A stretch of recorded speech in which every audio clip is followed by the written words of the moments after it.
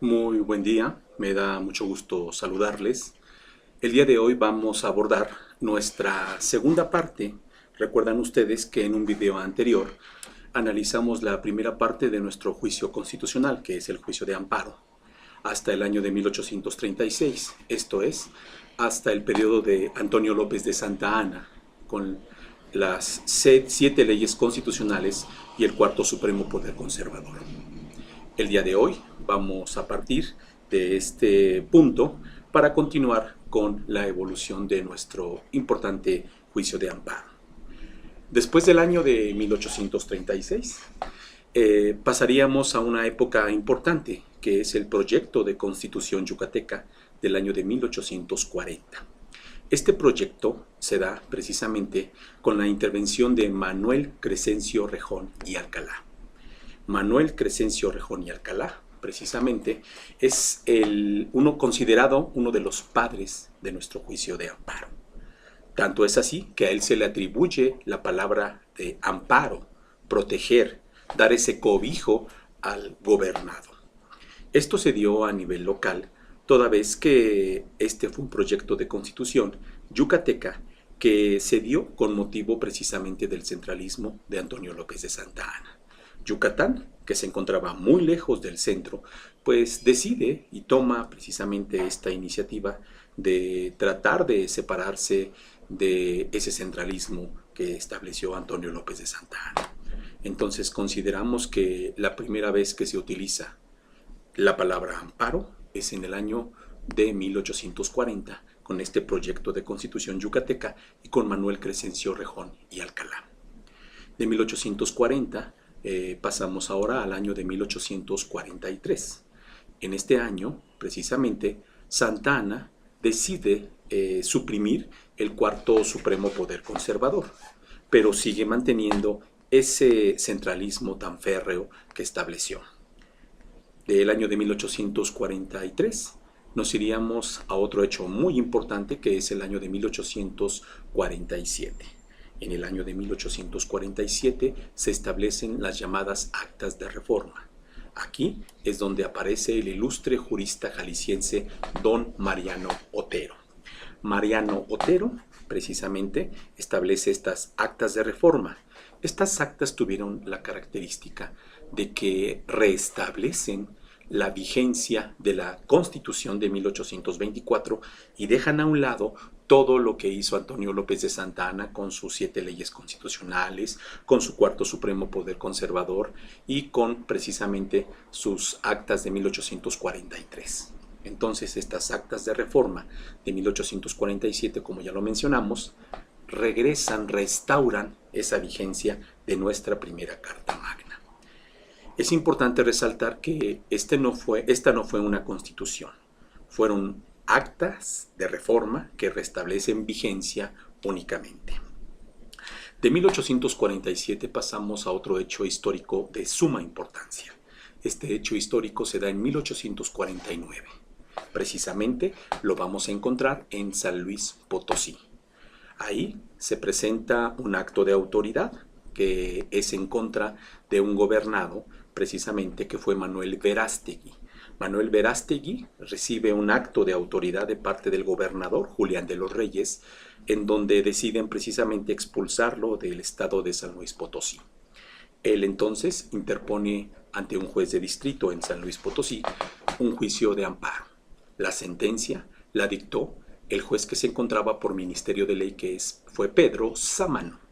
Es importante aquí establecer también que se ha perdido a lo largo de la historia si era con Z o con S, porque se han encontrado documentos con una o con otra letra. Pero más allá si es con Z o con S el apellido Sámano, este juez fue el que tuvo la gran valía de dictar la primera sentencia de amparo para proteger a don Manuel Verástegui en contra de este acto de autoridad que fue un destierro. Lo importante también que es de señalar es de que no había ley de amparo. La primera ley de amparo fue hasta el año de 1869. Por lo tanto, no teníamos una ley reglamentaria.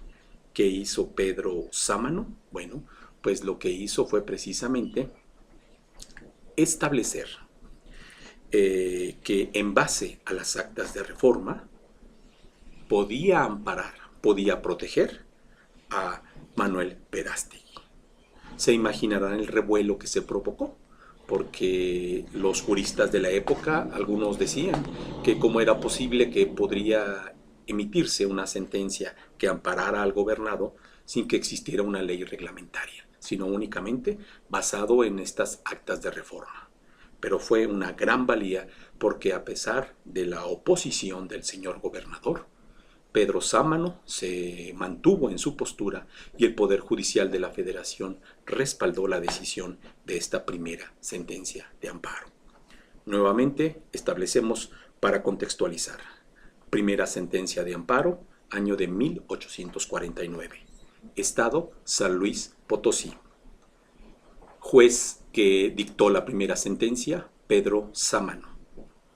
Gobernador que se encontraba en ese momento y quien emitió el acto de autoridad, Julián de los Reyes.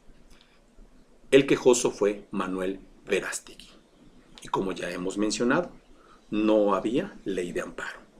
Mencionamos que fue el año de 1869 porque esta fue realmente la primera ley que tuvo vigencia, ya que la anterior, de 1861, pues realmente por la intervención francesa, pues no podríamos citarla con una aplicabilidad real. Dejando entonces ya de lado el año de 1849, estaríamos ahora entrando al año de 1857. En este año es cuando en el gobierno precisamente de este presidente que dictó y que promulgó la Constitución, es cuando tenemos el juicio de amparo a nivel constitucional. No existía otro antecedente y el presidente, para contextualizar más, fue Ignacio de Comonfort. Con Ignacio de Comonfort se establecen en los artículos 101, hoy 103, 102, hoy 107, el juicio de amparo a nivel constitucional. Aquí tendremos que hacer un comparativo. Primeramente, a nivel local nace el amparo con Manuel Crescencio Rejón y Alcalá. A nivel nacional con Mariano Otero y sus actas de reforma. Pero plasmar el amparo por primera vez en un documento de esta índole fue hasta el 5 de febrero de 1857 con Ignacio de Comonfort. De 1857 entraríamos ya precisamente a nuestra Constitución vigente de 1917. Esta Constitución plasma ya en definitiva nuestro juicio de amparo en los artículos 103 y 107, que como ya mencionábamos, su antecedente fue el 101 y 102 de la de Ignacio de Comonfort. En este breve recorrido hemos hecho precisamente, bueno, pues un análisis de lo que ha sido nuestro juicio de amparo desde 1812, 1824, sin olvidar, bueno, 1814 con la Constitución de Apatzingán, 1824, 1836, 1840, 1843, 1847, 1849, 1857 y finalmente 1917. Hasta aquí dejamos esta parte histórica y nos veremos en un próximo video. Que tengan muy buen día y como siempre es un gusto saludarles.